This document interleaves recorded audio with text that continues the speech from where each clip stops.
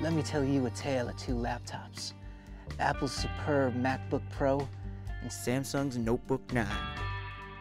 Both have 15-inch screens as big as the Rockies and full-size keyboards as vast as the open plains. But only one cowboy can walk away from this showdown. Let's see who it's gonna be. Y'all! Okay, so I'm gonna drop that accent because it's way too hard to maintain. Samsung's Notebook 9 looks like a MacBook Pro on a diet. It's got a beautiful aluminum frame like the Pro, but it's a heck of a lot thinner. And at just 2.9 pounds, Samsung's Book 9 feels as light as a cloud next to the heavy 4.5-pound MacBook. Apple's MacBook Pro is, well, a MacBook Pro. It's a heck of a looker, the epitome of industrial design. But its design is getting a little long in the tooth.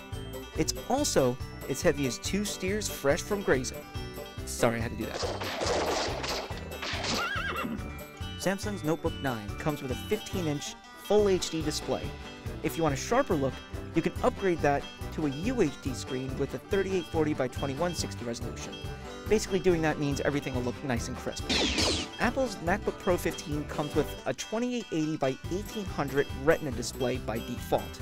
Between the Notebook and the MacBook Pro, Samsung's offering has the most vibrant, dynamic colors. It also looks brighter than the MacBook's display. That said, the Pro's Retina screen is far sharper than the base Notebook panel. Samsung's Notebook 9 has a full-size chiclet-style keyboard that feels great to type on. The keys are solid and have a nice travel, though they sound a bit hollow when you tap them too hard. The Book 9's touchpad feels smooth as glass. Your fingers literally glide across it. The only problem is that the Book 9's touchpad doesn't have the best palm rejection, which means you'll occasionally end up tapping the touchpad while typing, and that can be annoying. The MacBook Pro, meanwhile, has a keyboard that is above reproach. It's well regarded as the best you'll find on any laptop, and for good reason. Typing on it is smooth and comfortable.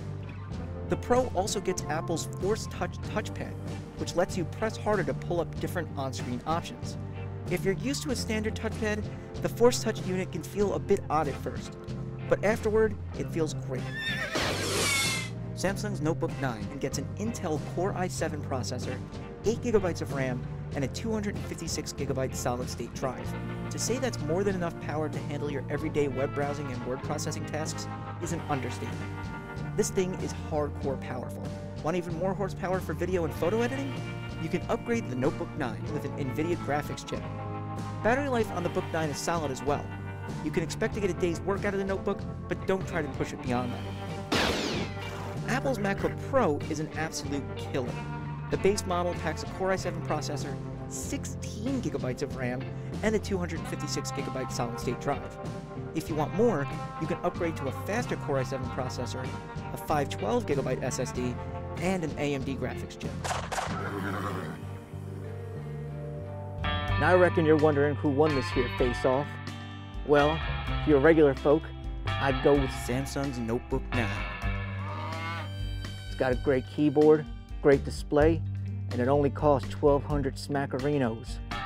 If you're one of them fancy schmancy moving picture photo editing folks, I'd go with Apple's MacBook Pro with its hardcore graphics processor. As for me, I'm about to mosey on out. See you next time, partner.